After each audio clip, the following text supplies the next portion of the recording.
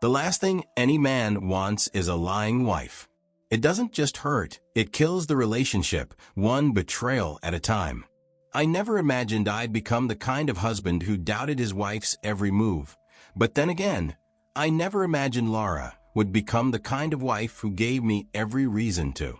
I have been a devoted husband to my wife, a father of two amazing girls, and someone who's always believed in trust and honesty in a relationship. To me, trust is the backbone of any marriage. Without it, the whole thing just falls apart. That's what happened to mine. It started with small things. My wife, Laura, had always been social and outgoing, the kind of person who could light up a room. I used to love that about her, but over time, she started acting differently, especially when we were around certain people. The first time I noticed it, we were at a barbecue. There was this guy, a tall, charismatic black man, and Laura was suggestive with her statements to him, laughing a little too hard at his jokes, leaning in a little too close. It wasn't just friendly, it felt flirty. I was concerned, but I concluded that it was the alcohol kicking in. But then it happened again and again. She would find reasons to talk to men like him at parties or gatherings. She'd laugh at their jokes, touch their arms, and act like she wasn't standing right next to her husband. One time, she even did it in front of my friends. I was embarrassed and angry, but I didn't want to cause a scene. Instead, I waited until we were alone. That night, I asked her about it. I told her it made me uncomfortable and felt disrespectful. Her response? She laughed, said I was too serious and needed to relax. Her gaslighting hit hard. It made me question myself. Was I really imagining things? Was I being too uptight? But deep down I knew I wasn't. I knew what I saw, and I knew how it made me feel. The trust one had in her started to shake. It wasn't shattered yet, but the damage was done. The worst moment came a few months later. One of my closest friends had come over for a casual dinner. We were all chatting, laughing, having a good time. Then I noticed it. The way Laura looked at him, the way she laughed at everything he said, the way she leaned in when he talked. It was subtle, but it was there. My friend looked uncomfortable, too, like he didn't know how to respond. After he left, I confronted her again. I told her that her behavior wasn't just disrespectful to me, but it was also putting our marriage at risk. She rolled her eyes, called me paranoid, and walked away. That night, as I lay awake in bed, I couldn't shake the feeling of betrayal. But I had two daughters to think about. They adored their mom, and I didn't want to rip apart their family. So, I stayed. I told myself I could work through it, that maybe I was overreacting, that maybe things would get better. Those small cracks in trust turned into a gaping hole. It wasn't just about the flirting anymore. It was about the fact that I couldn't look at my wife without wondering if she was lying to me. And that was worse than anything else. The months that followed were tough, and not in the usual work stress kind of way. Laura started talking about wanting to enjoy life a little. At first, I didn't think much of it. Who wouldn't want to unwind from time to time? But it quickly became clear that this wasn't about a spa day or a weekend with family. Laura wasn't asking for a breather. She was asking for an escape from our life, our responsibilities, and frankly, from me. She said she felt trapped by marriage and motherhood. I'm still young, she told me one evening. I don't want to wake up one day and regret not living my life. That hit me hard. I tried to understand where she was coming from. I wanted to be the supportive husband, the kind of man who lets his wife have her independence. But after everything I'd seen, her flirty behavior, the way she acted around other men, I couldn't help but wonder, was this really about freedom, or was it an excuse for something else? When she brought up the idea of a girls' night out, my heart sank. Laura had never been the type to hang out late with friends, and now she suddenly wanted nights away, dressed up and out of reach? It didn't sit right with me. I couldn't trust her to act right when she was alone, not after the way she had been behaving. But what choice did I have? Saying no would only make me seem controlling, and I didn't want to be that husband. So I gave in. But the pit in my stomach told me I'd made a mistake. One morning, after one of her so-called girls' nights, Laura came home late. She claimed she had stayed over at a friend's place because it got too late to drive back. I couldn't hide my frustration anymore. While the kids were busy eating breakfast, I told her we needed to talk. "Laura," I said, keeping my voice as calm as I could, "I don't feel comfortable with this whole freedom thing you've been chasing lately. You're mother, and we have 2 daughters who are watching everything you do. You're supposed to be their role model." I didn't expect her to react the way she did. She laughed. "Oh, come on," she said, rolling her eyes. "You need to relax. You're such a boring homebody. Maybe if you freed up a little, we wouldn't be having this conversation." Her words cut deep. I wasn't just her husband. I was the father of her children. And here she was mocking me, as if my commitment to our family made me less of a man. I didn't say anything else that morning. I just nodded and walked away, but inside I was crumbling. I wasn't just hurt, I was losing respect for her, and I could feel my love for her slipping away. That conversation stuck with me. It wasn't just what she said, it was the way she said it. The more I thought about it, the more I realized something had to change. I couldn't live like this anymore, constantly doubting her, constantly feeling like I wasn't enough. And what about our daughters? What kind of example was Laura setting for them? Would they grow up thinking this was how a marriage was supposed to be? That it was okay to disrespect your partner and put yourself first at the expense of your family? By the end of that week, I made a decision. If Laura wasn't willing to change, then I would have to. I didn't want to stay in a marriage where I was disrespected. Divorce wasn't something I ever thought I'd consider, but I knew I couldn't endure this any longer.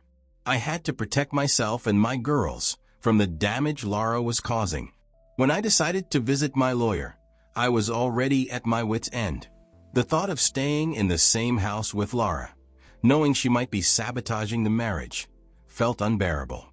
But I wasn't just thinking about myself, I was thinking about my 2 little girls. What would happen to them if we separated? Would they be safe with her? Would they grow up thinking her behavior was normal? The lawyer listened to my story without interrupting. When I was done, he leaned back in his chair and said, "You need proof?" Those 3 words hit me harder than I expected. I knew he was right. He explained that for me to win custody of the girls, I had to show the court that Lara's behavior wasn't just hurting me, but was also harmful to our children. He said, "Judges don't care about emotions, they care about evidence. Get solid proof, and it'll speak louder than anything you can say in court." I nodded, but inside I felt like I was sinking. Proof meant digging into her life, confirming the things I didn't want to be true. I knew I couldn't just walk into a courtroom with nothing but my suspicions and a broken heart. I had to protect my daughters, even if it meant stepping into a role I never thought I'd have to play. Later that night, I sat in my car outside an electronics shop. I'd spent the afternoon researching GPS trackers, and now I was holding one in my hands. It was a small, black device that could fit in my palm. The salesman had shown me how to use it, how to attach it to a car, how to check the location from my phone. It was simple enough. The first chance I got, I slipped the tracker onto her car. I crouched down next to the car, attaching the device underneath. It clicked into place easily, but I stayed there a few extra seconds, making sure it was secure. One evening, Laura walked into the house with a smile so bright you'd think she just won the lottery. She dropped her purse on the counter, kicked off her shoes, and started rambling about her amazing girls' night out. I watched her carefully, nodding at all the right moments, but inside, I was anything but calm. I already knew the truth. I had been following her movements, and what I saw that night was enough to make my decision clear. A few hours earlier, I had tracked her car to a bar. She was supposed to be out with her friends, and I was determined to see if that was true. Sitting in my own car across the street, I waited, but kept asking myself, what if I'm wrong? What if I'm overthinking? But deep down, I knew I wasn't. From my vantage point, I could see her through the bar's large glass windows, sitting with a group of women. They laughed, ordered drinks, and seemed like they were having a normal night out. I almost let out a sigh of relief. Maybe I had been wrong about her after all. But just as I was about to start my car and drive back home, something happened. About 40 minutes after she arrived, her phone buzzed. I could see her pick it up, glance at the screen, and her face changed just for a split second. Then, she quickly stood up, said something to her friends, and walked out of the bar. I watched her head straight to the car park. She paused for a moment looking around, and then a man stepped out of a black SUV parked a few spaces away. I watched. He wasn't someone I know. I grabbed my phone, keeping it steady as I took photos of them. She didn't even hesitate. She walked right up to him, and they exchanged a few words before she climbed into his car, leaving hers behind. My chest tightened, but I forced myself to stay focused. I followed them, careful to keep my distance so they wouldn't notice me. They drove to a hotel on the edge of town. I parked a safe distance away and snapped a few more photos of them walking into the building together. That was all the proof I needed, but I wanted more. Once they were inside, I called one of Lara's friends, the same one she had been sitting with at the bar. I kept my tone casual, acting as if I was just checking in on my wife. "Hey," I said, "I just wanted to see if Lara's still with you guys. She's not answering her phone and I'm getting worried." Her friend didn't even hesitate. "Oh no, she left a while ago," she said. "She told us you called her and asked her to come home." I kept the conversation going for a few seconds longer, thanking her and pretending I was relieved. But in reality, my anger was bubbling just under the surface. I recorded the entire call. It was the final nail in the coffin.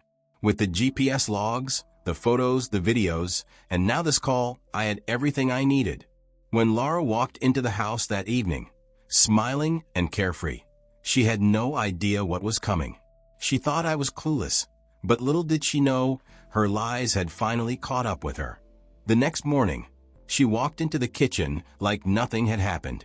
She was humming to herself as she poured coffee. I sat at the table, watching her. I thought about what she'd done, but I didn't let it show. Not yet.